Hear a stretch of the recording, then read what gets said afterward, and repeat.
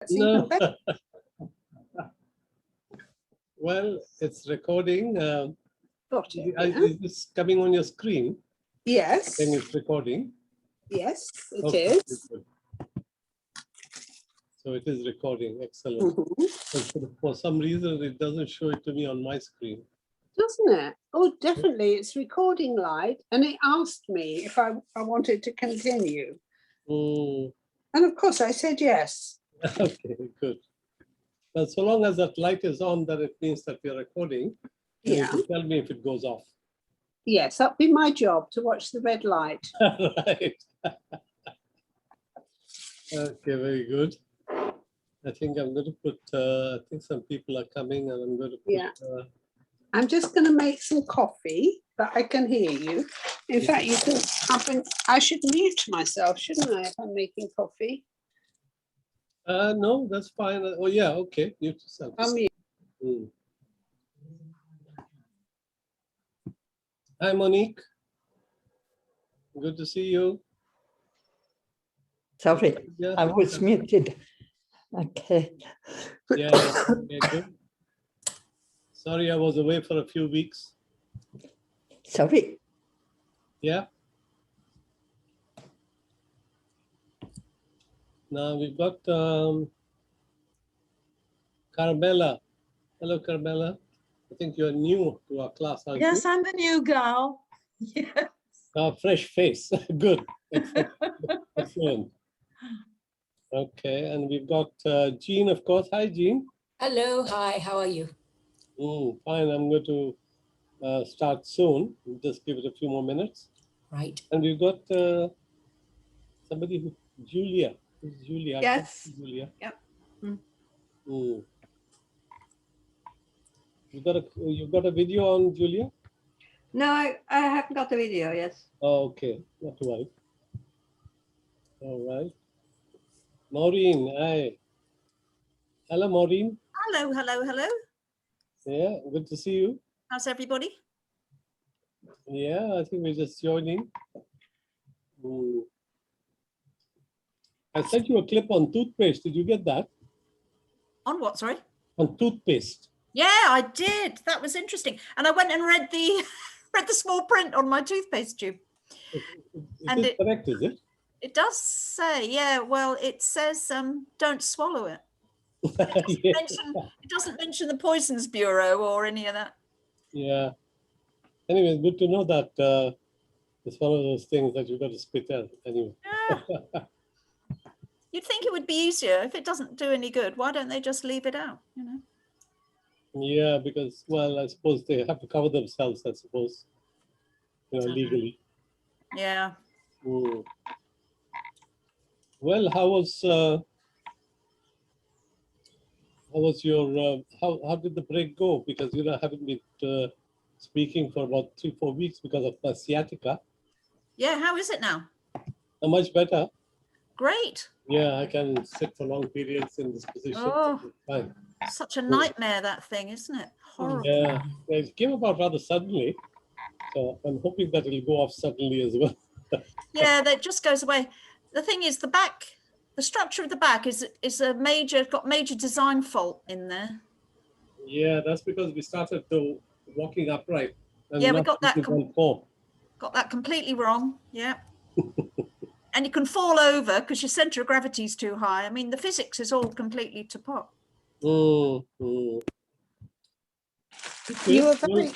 were very lucky with it, Shafiq, because I had it for like 9 months when I got it. Oh, yeah. Okay. Awful. Well, mine hasn't gone away totally. It's still there, except that it's less so. That's good. Got to be really careful. Yeah, That's what I was going to say. I'm really careful now. Yeah. I know what sets it off, and I'm careful. God. It's a blooming thing, isn't it? Yeah. Okay, I'm going to mute all. Sorry, say that again. I'm going to mute everybody. Oh yeah, all right. Yeah. I can find the right places of the screen here. Mute all.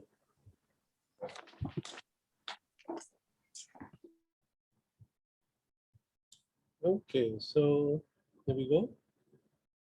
Well, muted, I think. Okay, it's recording still, Pam. You're muted. Okay. Okay.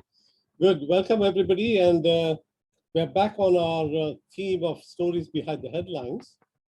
And of course, I feel that not having sort of seen or talking about some of the things, there are a few important things that we need to cover. And I came across somebody on the YouTube, which I had not sort of heard too seriously before, Professor Mahbubani, who is an excellent sort of analyst. He's a professor and, of course, an academician. And he's written a number of books on China and China's relationship with the USA. In fact, basically looking at the future and advising indirectly what China is doing right and, of course, what US is doing wrong. So we'll just do a little recap on that of what he's saying so that it provides the context to what I'm going to be talking about as far as another aspect of China, which we haven't spoken before, and that is digital currency. We hear about Bitcoins, we hear about all sorts of Ethereum or whatever other sort of coins that are there, but we haven't really heard about what China is doing on that front. So today I'm going to be covering that so that we are also aware that apart from all the other things that China has got itself totally immersed in, it's again one of those areas that I think the whole world should sort of start taking seriously. Okay, what I'm going to be covering today is a little bit of recap on China, followed by what this digital currency is, and what China's digital currency is all about, and something called cryptos. It's just a sort of a technical term that is used, generally speaking, because we use crypto technology or cryptography for security. But there is a certain sort of, if you like, identity that has been used to define some of the things like Bitcoins, for instance, which is not a Chinese digital currency, but a global thing that has come about. And how this has helped the commerce, and we'll see in a bit detail how big a role that is playing in China. And of course, it also means that China is looking to see if they can make a global currency, a bit like the dollar. You know, the dollar which acts as a reserve currency for the world. And if you don't use the dollar, then of course you can't really do transactions unless you do, you know, a bilateral type of exchange of each other's currencies. But dollar provides for them to have a common sort of medium to be able to transact global transactions. And it has helped the US very much to have a reserve currency because it enables them to control large sort of areas of demand in the world through their currency. And there's a demand, and a demand certainly means, you know, a strong currency, and that helps the USA. So, okay, let's start talking about the recap, what I'm going to be talking about. Now, this is the guy, Professor Mahbubani. He's a diplomat. He was a diplomat for a good 30 years at the UN representing Singapore. And of course, he's a professor as well now. And he was also president of the Security Council, which is made up of 10 countries, I think, for the early part of this millennium, 2001 and 2002, I think. So he's very much into the global sort of scenario in a big way. He knows what are the interests of countries and how they play their strong points and their weak points and so on. And essentially do what they can for their own countries. And what that means, of course, it's there are no friends in the community as such. It's only common or national interests that work. So in that sense, he's got a lot of experience to be able to look at the whole international sort of order and to see, what has benefited and what has not. And here is the link that is a big interview of hour-long interview by one of the people who asked the right questions, and he comes up with good answers as well. So that's a very worthwhile education if you want to be able to have a more insight into what he's saying. And because I'm going to be sending you a recording later on, you'll have that at your, so you don't have to take it down. Okay, what he has done, Mahbubani, is to write about 8 books, I think, all on the relationship between China and USA, Asia, and the rest of the world, Singapore versus China and so on, and ASEAN and so on. So very, very sort of insightful type of books. And he is highlighting something which I think we're going to be thinking of in terms of really global sort of objectives. China's rise, he says, is because they have a, if you like, an objective. They have a goal. They have a plan to sort of do something in terms of, helping the country. And what they mean by that is, of course, doing something for the people of China. Now, he says this is very important to be able to have that as a guiding principle, because without that principle, you're going to be diverted in one place or another. And to give an example of where USA, in fact, is failing on that front, is that he says, if you look at the 50% wages of the USA for the last 30 years, they haven't moved up. So in other words, although USA has done marvelous on the stock exchange and so on and so forth, yet the people have not really benefited. And that could explain also why Trump has come in and so on. So really, because USA, he says, is not a democracy as such, but a plutocracy, which means it's led by people who are in power, and they make regulation which suits them, and not really the common man. So you can see, for instance, in a clear case of their medical plans, for instance. 40 million people are still, are very, very poorly covered, 20 million not at all. And yet you have the richest people over there doing very well and having lots of money and top tax concession and so on. So he says that objective is not there in USA. So what is there in USA is really a desire to be big in terms of international influence and be the primate, if you like, of the global scene. And to that extent, he says they have put up barriers and, of course, bases all over the world. So he says that is not a strategy, he says. It is really a tactical type of behavior. So for a strategy, they must say, we are going to help the people of USA. Not a trickle-down sort of mechanism, but go out and about to help them, which China has done. And they have proved it by lifting the 800 million people out of poverty with all the programs that they have come up with. So that's a clear case. And then, of course, what they have done, this was elevation of poverty in China. And then what they have done internationally is this BRI. We've talked about it many times. And this BRI is, of course, the Belt and Road Initiative. And we are talking about it, in how much it has spread all over the world. And what they're planning to do, of course, is not only bring China to these countries, but also these countries to China. In other words, it's like the internet of goods, tying the world to China. And that, I think, is helping, if you like, the whole sort of community of nations all over the world.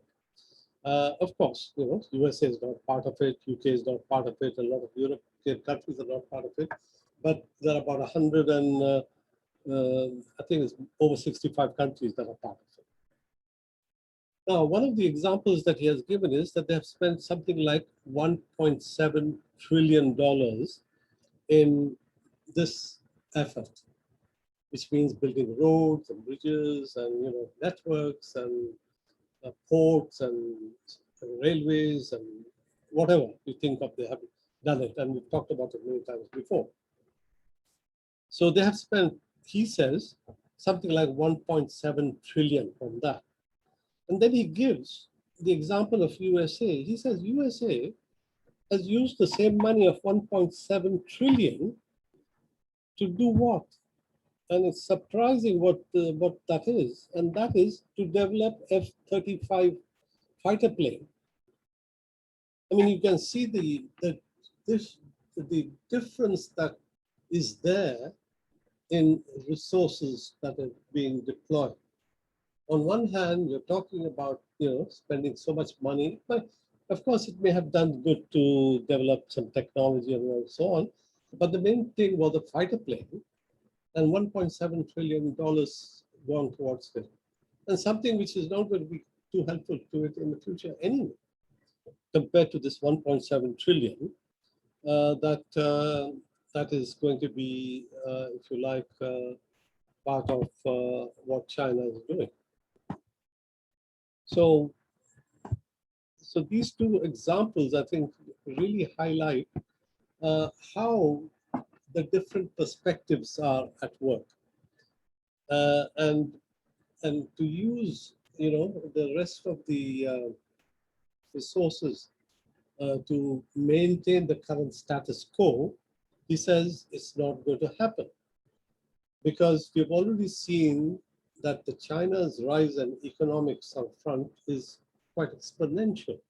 It's rising by about 7 or 8% every year, whereas USA and Europe, 2 or 3%. If they manage that, I think it's good. Of course, the economies are much larger, so it's still means big bucks, as it were.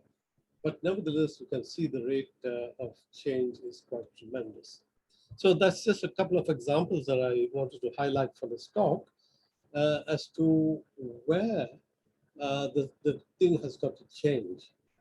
An example he has given, of course, is that USA is, with Trump's policy, has gone really against the principles of Western principles of basically free trade and so on and so forth, and democracies, but yet in practice it's not happening. So very enlightening type of talk, I would say. Listen to that. Okay, what we are going to be doing is now looking at this agenda in terms of, I think I've gone through this already. So let's skip that and go to this one here. What is digitalization? Now, we know that we already use a lot of the digitization in the financial world.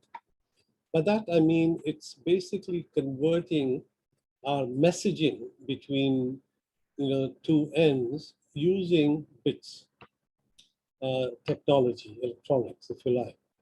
And that's one of the reasons why this 5G was so important, because we talked about 5G some time back, and 5G is quite widespread in China, and 5G is what? It is, after 4G, much faster and can carry a lot more data and has the potential of really increasing your, if you like, communication possibilities. Well, what happened to 5G, of course, we know, is that Trump said, no, this is like a spy in the backyard, as it were. He's going to pick up all sorts of information and give it to the Chinese government. Now, of course, that's not very true. And even if it is somewhat true, it is not going to be something that doesn't happen here in the West also. Because we know all these companies like Google and Facebook and all that, they pick up this data anyway. And we know that sooner or later, FBI has the authority through court that they can demand this data.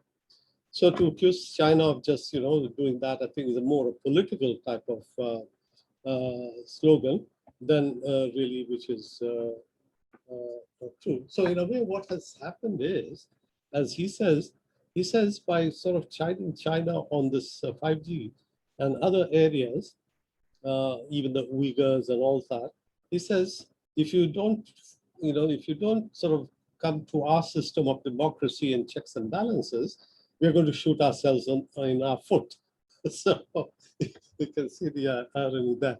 So anyhow, digitalization is something that enables us to communicate between 2 points using bits and so on. Now, what is different in terms of a currency? Now we use our cards, Visa cards and so on, we just stick it into a little device and it sort of sends information down through using bits there as well. But what is different in the current way of doing things is that we are actually sort of using the bits as just a communication device, whereas the idea of sending value is still the same. So the value of 10 pounds, 15 pounds, whatever it is still the same. And it can be, of course, hacked. And there are so many difficulties we've seen. If somebody takes your identity, all sorts of problems arise. Or if they take your PIN. So in a way, we are not using technology in its full sort of range of capabilities. So what the currency does, which I shall talk more about as we go along, is to enable a different way of perceiving what is the storage of value. Like for instance, notes used to be the case before, coins before that, checks and then credit cards. But now something more has come about, which is furthering, if you like, the facilitation of transmission and security is through these digital wallets containing your money, but in digital form, which means a string of numbers only. We'll talk more about that as we go along. So what is the advantage of this digital electronic currency thing is that it has what I would call a point at which it differs from what are currently regarded as cryptocurrencies. A digital currency in many ways for transmission purposes and for enacting sort of transactions and so on, it's very similar, but and using the same technology, blockchains and cryptography and so on. But the big difference is that a central bank is responsible for its digital currency. Whereas if you take Bitcoins and other things, other coins that are there, no central bank is responsible for it. It is just understood between people that there is a value that is there that can be used for transacting sort of, payments of one sort or another. And you've seen that it's a very volatile market, and all the arguments are there about why it is good for something but not for everything. So China has come out with a central bank digital currency. So money, it is really the normal money, except that it has a different identity, a string of numbers. So that is a way of dealing with the threat that central bank faced in terms of some of these big providers of services, like even Visa or whoever it is, or in the case of China, Alibaba and Tencent and those types of WeChat, who provided the service like a credit card, if you like, but in a digital form that could be used. And now what China is doing is, yes, you can use your platform, but use the currency that we are going to sort of say is our currency for which we back it. And it's not just going to be like Bitcoin, which nobody backs. So what this digital currency is going to be doing, it combines the power of blockchain, and it has also the management capability called distributed ledger technology. We'll talk more about this as we go along. So here, it basically, in short, it's a synchronized across multiple locations. Rather than having one central place, it is distributed ledger. Because as you know, one of the things that happens nowadays is that the bank keeps a ledger of our transactions. You know, what we spend, what we put in. And they are that's where the repository is. But in the case of this digital blockchain type of technology and distributed ledger technology, is that this information is distributed in all sorts of computers all over and maintained without having the possibility of somebody able to hack it, because it's very secure. We'll talk about it why later. Now, this is the blockchain, because you might have heard of this technology called blockchain. It is a type of record keeping, if you like, which has a timestamp on it along with your identity. You know, nowadays we have things called, you know, you might have heard the expression private keys and public keys when you were trying to send some data across. Now, private key is something which is secret, which is your own, and that is your identity in a way. That, along with your transaction sort of ID, which is then made into a record, along with your timestamp and so on, and put it into a chain like that, which ties this record to the next one and to the following one as well. So it's very secure. You can't change it. So if somebody wants to come and change it, that becomes a follow-up block here. So you have a history, if you like, of how the transaction or how the record was kept, and that gives it that enormous type of security. Now, this is the distributed ledger I talked about.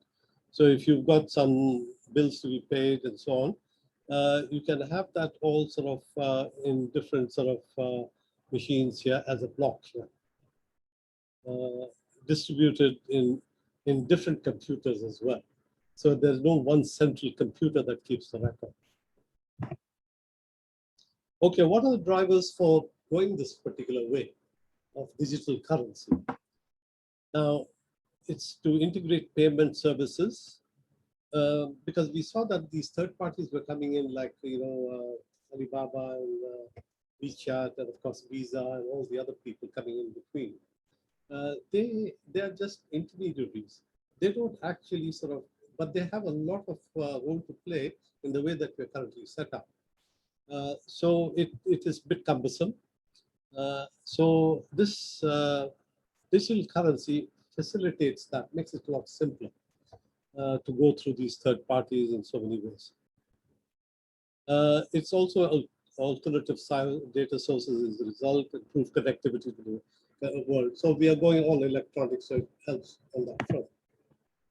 Now, just a word about how big this whole thing is in terms of commerce. So e-commerce is electronic commerce. And of course, you know, commerce has to do with so many transactions that individuals do, companies do, governments do, everybody does it, you know. So these e-commerce growth has been the fastest in China. So you can see in the year, you know, 5 years ago, saying this year, it was, you know, about the same with the rest of the world. But then in 5-6 years, it just shot up to 44% of the commerce is there as far as China is concerned. Increase has taken place. Compared to this one here, UK is only 27-30%, and USA is even less, 14%, and in Germany even less than that. So you can see, compared to, and this is 2020 we're talking about, So you can see the amount of commerce that has been conducted in China is now practically half of what the total transactions are. Now, one reason we could say is that if you look at the setup of USA, for instance, it has high purchasing power country, the GDP and all that's high, and per capita income is very high. And what really makes the difference for USA is these big shops like Walmart and so on. They have large distributing points all over the country. So anybody can go outside their homes and pick up one of these outlets and do the transaction. So these big, if you like, retail enterprises have contributed to making it easier for people to do the business and to go and buy purchases and payments and so on. Whereas in China, it wasn't the case. In China, because it's really coming up in the last 30 years, they don't have big companies like Walmart to be able to have a big distribution centers in China. So that meant that they had to have a platform which enabled them to transact the business from even the small outlets, whatever these outlets were, and not necessarily one belonging to a very huge one like Walmart, for instance. So this fragmented outlet scene in China enabled the common platform, which Alibaba and WeChat provided, be used extensively. Although the type of money that is being used, the earners are low sort of wage earners. Their incomes, I'll show you a graph again, which tells you a little bit more about that. Okay, so here's another sort of interesting thing there, which says that essentially 40% of the global e-commerce is owned by 4 Chinese companies. Now, these are the ones in red. I'll just pull that out a bit. This one is the red. You can see this one is for 15, 14. I don't know the names here too well, but here they are. One is JD, because we have a shop here in Camden called JD anyway. So you can see they have 44% or whatever it is that was there, 44% is owned by these 4 companies. So enormous amount of e-commerce activity taking place. Now here is what I was telling you about this situation. This is a figure of 2017, and what I'm going to show is essentially how this graph is. This is the amount of per capita income. In USA, it's very high, $40,000-$50,000. And the penetration of that thing in terms of e-commerce is that much, about 10-15% here. And the rest of Europe is down here. But in China, although it has a low per capita income, yet the penetration in the market is huge for the reason I mentioned earlier on. Because even the little shops that are there in smaller cities, they will use a common platform. And that platform is given to you, with this type of facility that electronic currency gives. So here we are, some more figures about the preferred global commerce payment methods are the digital mobile wallet, 41%.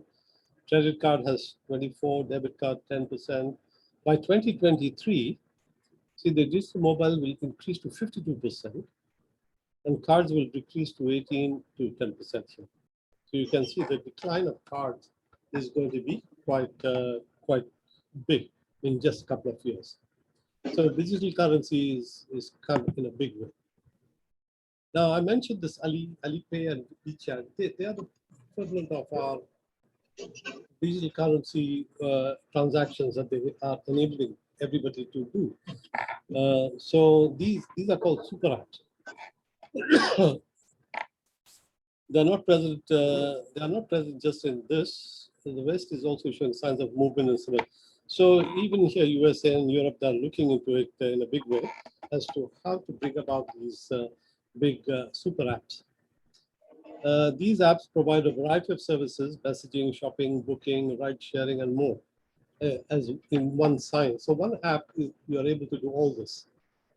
rather than having a Uber or having a Visa or having a card for Sainsbury or Max's or whatever it may be. So it's a one type of thing which facilitates the whole thing. So by 2020, China has become the largest consumer market worldwide. So already China, if you look at this metric anyway, as far as payment system is way ahead of the rest of the world. And the company projects that it will occupy this position through 2022, followed by the US and UK. The US is going to have to catch up. And it is, far behind because it doesn't have the 5G technology as yet. They say they're going to have it soon, but they don't. And these are not important part of the e-commerce payments market landscape yet. So they're not there yet.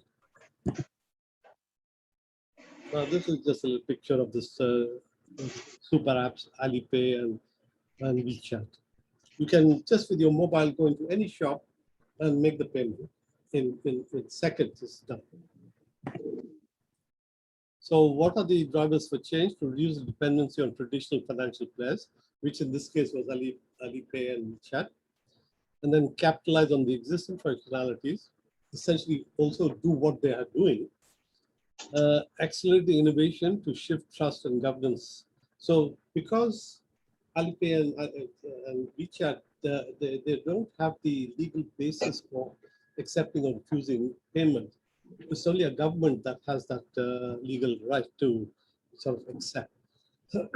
So they are going to shift the trust away from things which are not. Like if you do a transaction on Bitcoins, you could lose your wallet, in minutes and that's gone.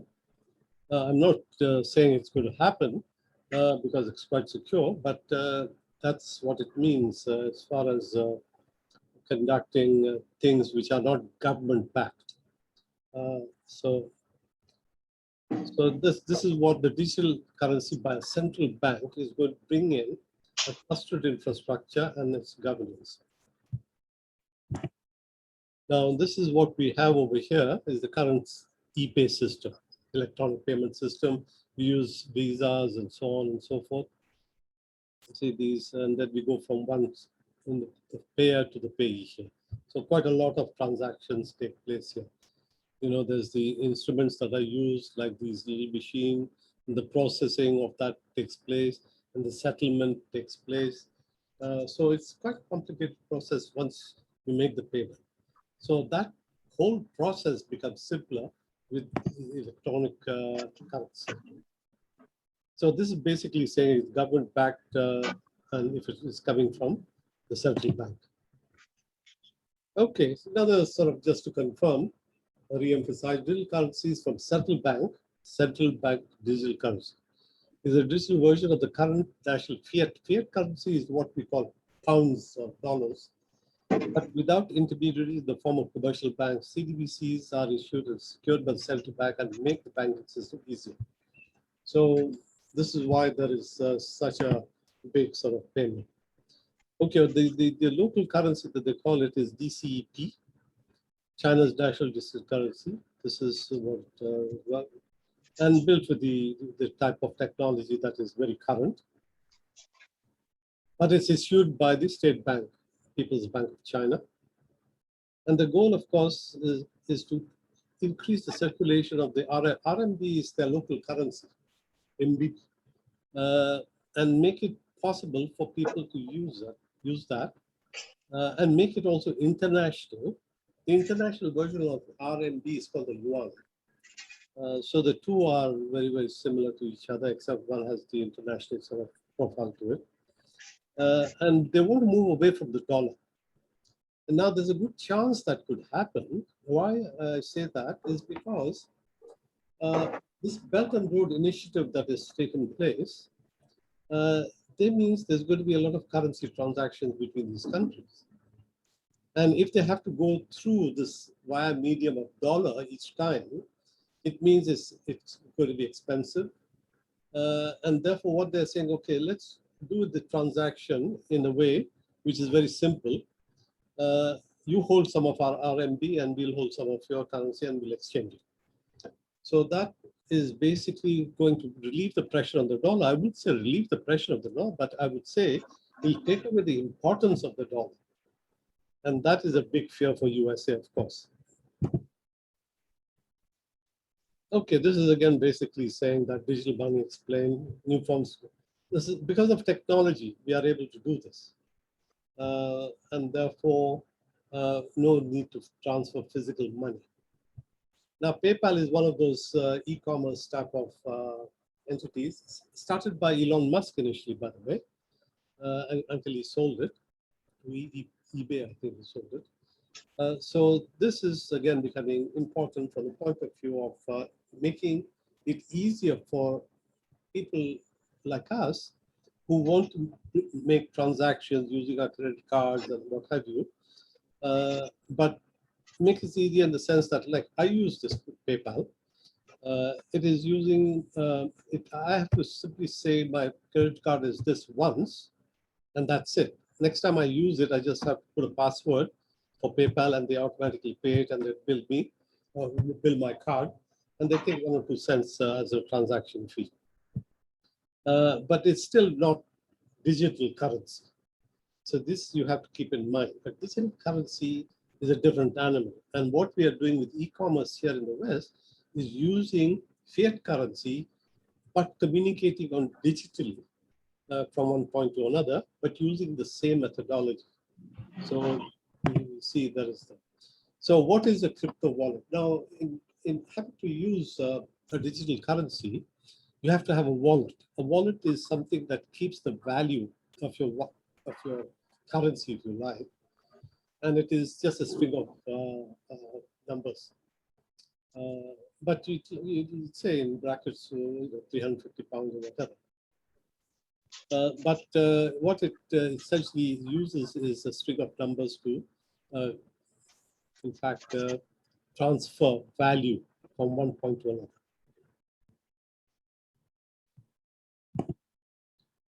Okay, what a crypto wallet does, not only does a crypto wallet is a digital wallet, it keeps track of encryption keys used to digitally sign in transactions. It also stores this addresses on a blockchain where a particular asset resides. So when you make a transaction with this wallet, what happens is that that transaction, along with your public key and your address, which is again electronic ID, gets created in the distributed ledger as a block. And that block gets lived with a timestamp so that you can't sort of change that. If you want to change it, it becomes a second block. So you can see the authenticity of a transaction remains, completely secure. So, but then the dangers are this: if you lose the address and all that, then you lose, control over your own ID and all that. So you need to be careful. Okay, this is just again saying we have over here a comparison. What is a fiat currency? What's a cryptocurrency? Cryptocurrency is, again, the generic name is the digital currency. Crypto is specifically used for those which are not done by the central bank. Crypto is like Bitcoin. It is publicly mined and it has no central bank behind it. Whereas a digital currency will have the central bank behind it, in the case of China, at least now. So here is just a few points saying that medium of, this is a physical medium. Fiat is just, you have pounds and currency, pounds and coins and so on. This is just a digital numbers. This is bills and coins. Here we have the ID. If you have a digital wallet, you need to have a private and public sort of ID. Here is saying unlimited supply because it's fiat money. You see, the central bank at the moment, depending on the monetary and fiscal policies of the country, the government decides how much money to let it be in the market. This all depends on the monitoring of the state of the commerce and business that is taking place, and they print money. You see, there's no sort of control on that.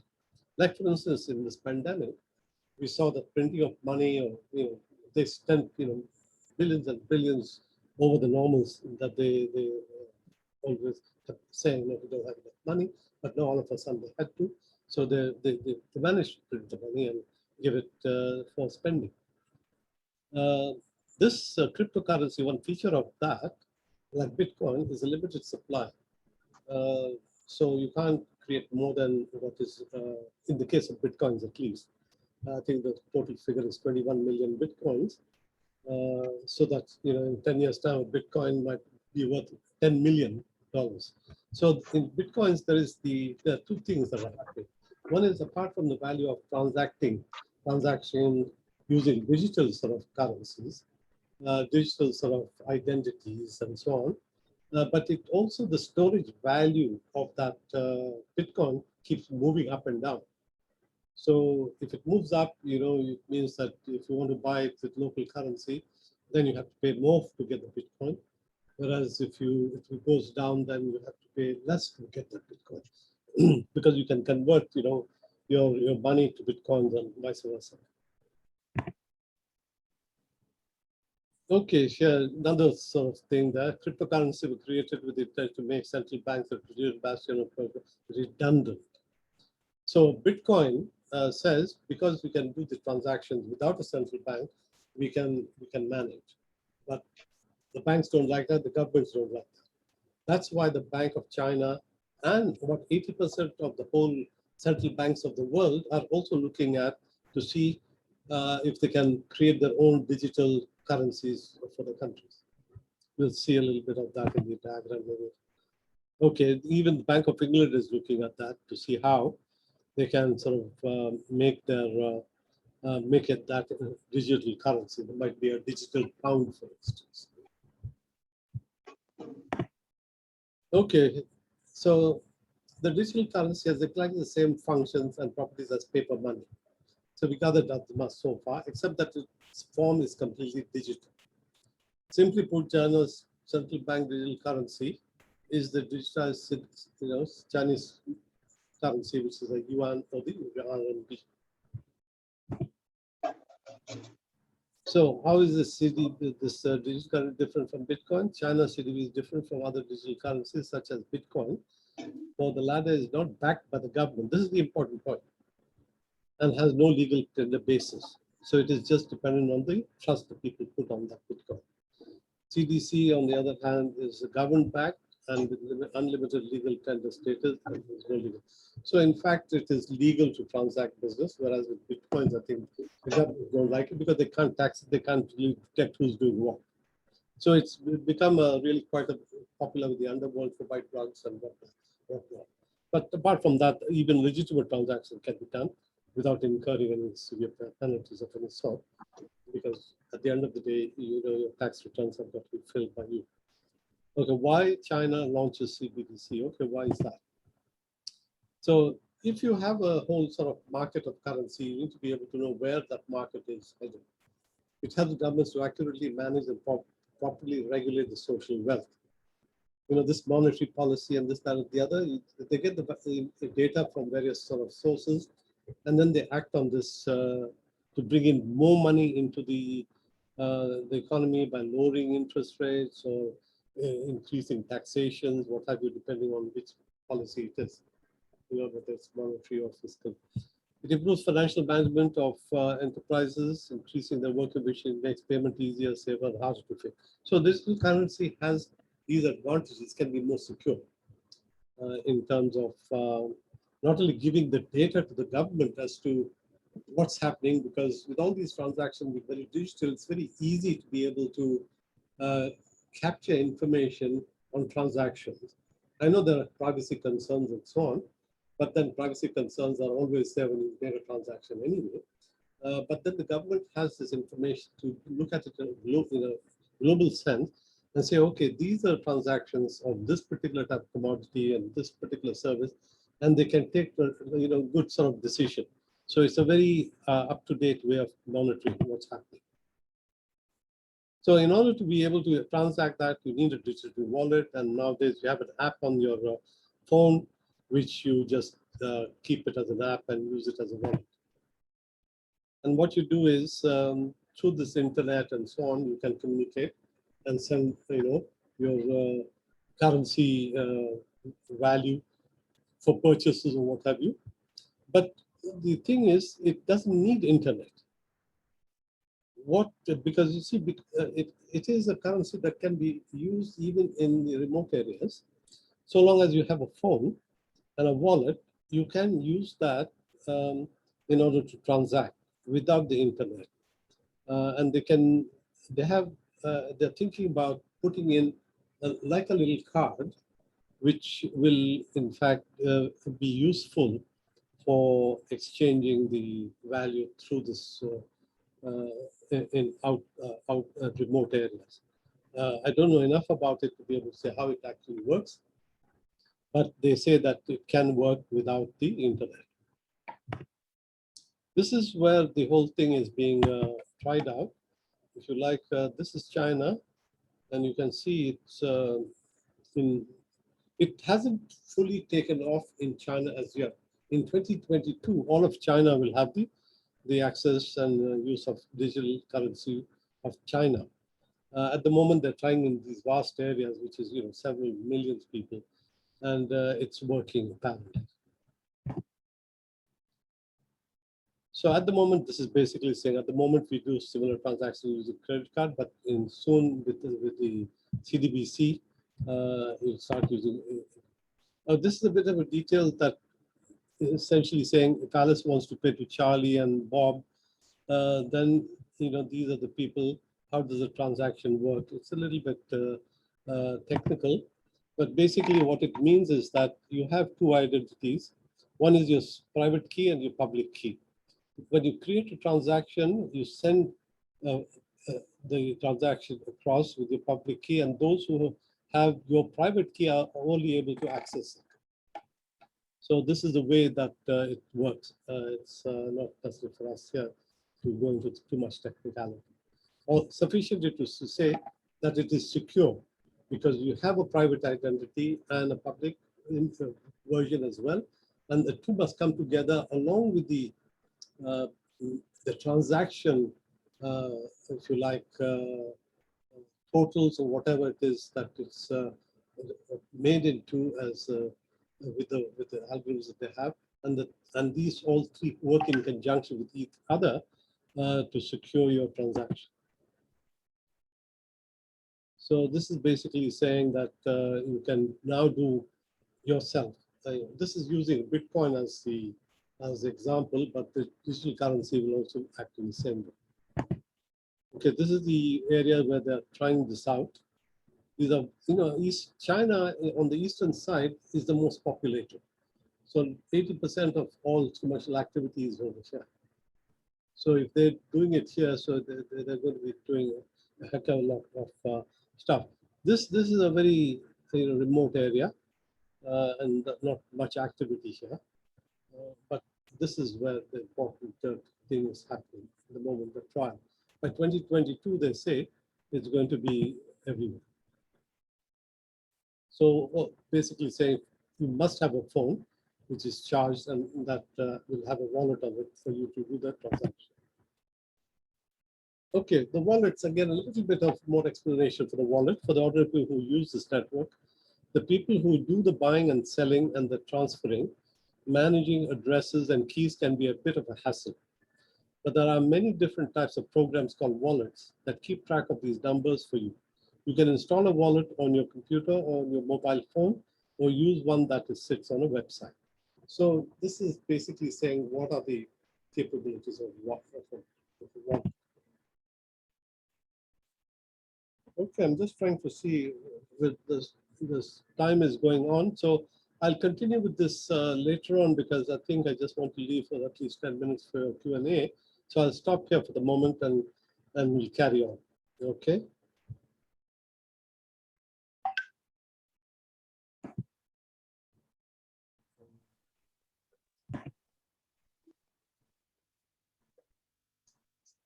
Okay, there you are. If you have any questions, unmute yourself.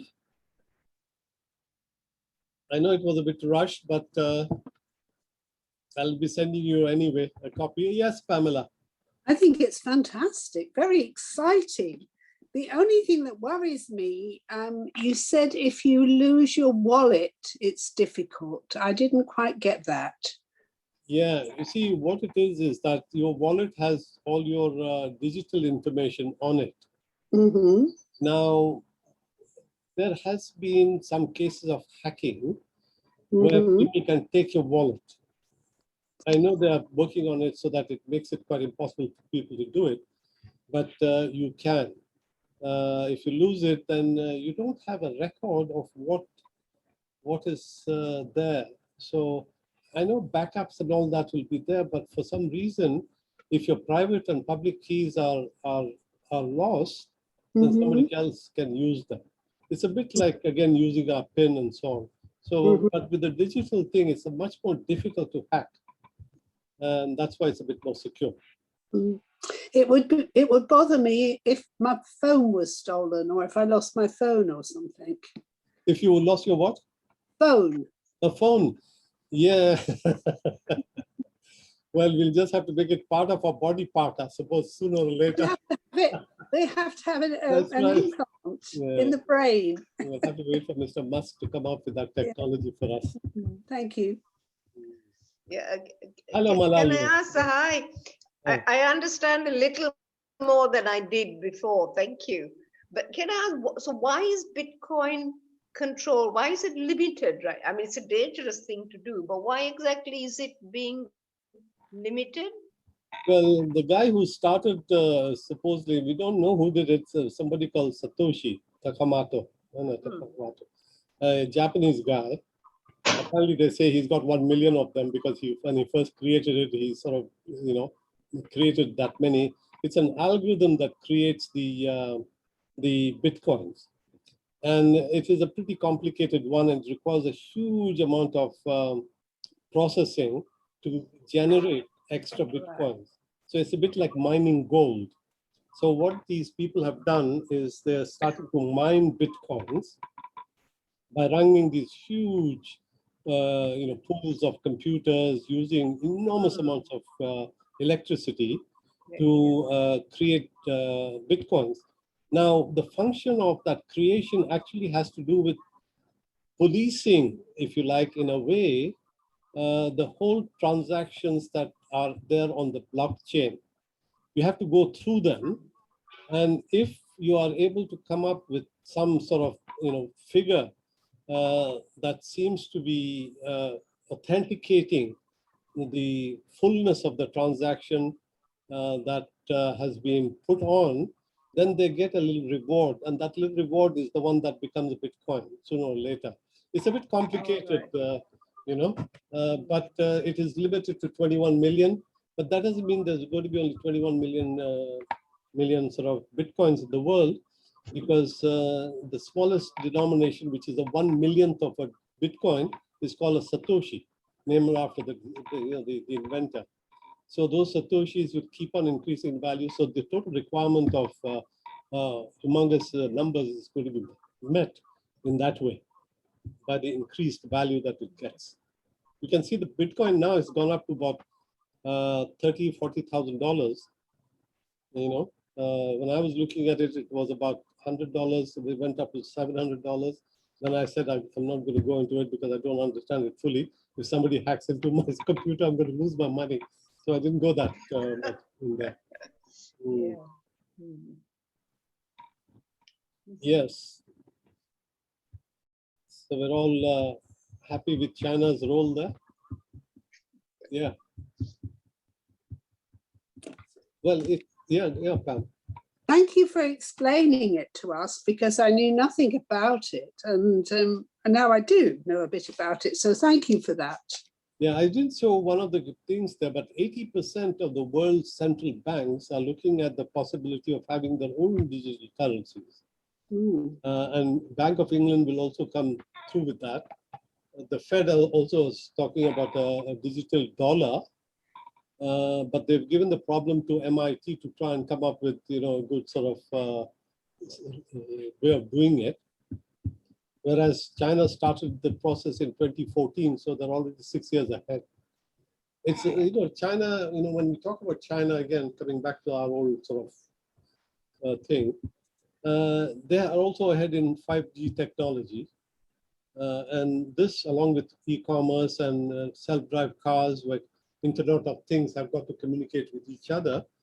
It is going leaps and bounds ahead, in terms of what. But I would say, listen to the link that I have on the page and one of the slides, because it talks about the rather big ideas of where humanity is in terms of how to deal with each other in terms of countries, and whether USA will continue to being number one, and the signs are not. So it's interesting listening. Do that. Okay, hi George. I didn't see you Hi. earlier on. Yeah, very good. Yeah, I was a bit late joining. I was about 15 minutes late, but very good. Oh, okay, well, glad was- that you made it. Gardening. I was gardening all afternoon. Oh, Yeah. Yes, getting down to the earth, Well, nevertheless, in my opinion, what I think is the very important thing is that a country needs to have a strategic goal. A goal, I think, and that goals are missing in a lot of countries' policies, because a lot of these policies are pandering to the popular sort of demands, and that's where democracy is failing in so many fronts. I'm not saying that we shouldn't have eventually, a democracy everywhere, but it should be the type of democracy which enables not just the big, powerful, barons to control the country, but rather serve the people. This is the important thing. And that message, I think, is forgotten in a lot of countries. I'm happy to say that the World Environment Day was celebrated in Pakistan. And Imran Khan gave a very good speech, because his target now is to plant 10 billion trees in Pakistan to help the environment. And he goes through all the reasons how that benefits the country, which is very interesting listening. It's also an honor for Pakistan to be nominated as being the country to host, because it is showing a record of doing something substantive. Just to say, I don't know whether you've heard, I mean, you're talking of Environment Day. I don't know whether you've heard of this tragedy in Sri Lanka, where this ship is breaking up, producing enormous amounts of variety of poisons and plastic. Whose And ship is that? Sorry, Balala. there is a ship which is going I from know, but Qatar. whose ship is it? Pardon? Whose ship? It was going from, it's registered in Singapore, and it is going from Qatar to Singapore. All right. So And India refused to have anything to do with it. And it's carrying such a variety of poisons, acid, nitric acid, precursors for plastics, so that they'll be full of microplastics. And they still don't know what exactly it contains. So Really? fish just getting washed up on shore. That coral reef will be destroyed. And it will be years. Yes, But I actually don't see it. It's not really headline news. I think it's such a tragedy. Just imagine this sort of thing happening, allowed to happen, no control whatsoever. Yeah. They have no defenses. And I don't see anyone really going there to help. The Navy is trying to dredge up, I don't know what they're doing, trying to collect up the plastic. Really quite depressing, that type of news. So tragic. Because, if all the pollutants get put into a small area like that, it's going to kill everything off in the neighborhood. That's right. Yeah. Yeah, it's, Pam. it's also going to kill people's livelihoods, because a lot of them fish. Yeah. So people are Exactly. going to be hungry, and the fishermen will lose all Yeah. their jobs. Absolutely. Tragedy. Yeah. Hmm. Especially now that, you know, the Colombo had a financial sector which was reclaimed from the sea. I don't know whether you Yes, yes, remember that we covered that when we did Yeah. the that's China BRI and Sri Lanka. Hmm. And that area of financial center was reclaimed from the sea as new. Hmm. And that is going to be affected, I'm sure, Hmm. because, you know, all the beaches and Yeah. all the life things there. We really need to bring in international laws to control the ocean and what happens. Yes. Because I was listening on the radio about the cruise ships, and apparently every day the sewerage is the equivalent of a large swimming pool, which goes into the sea every day on these cruise ships. Right. Yeah, the cruise ships are not only putting their waste in there, but also the fuel that they use is the worst. Yeah. That type of heavy oil, whatever they use, and that came out when we talked about that link that was being considered from linking LA to Shanghai Mhm. through tunnel and trains, Mhm. and how that whole thing was going to disrupt the shipping and the freight industry enormously. Mhm. Right. It would be a good thing if that came about.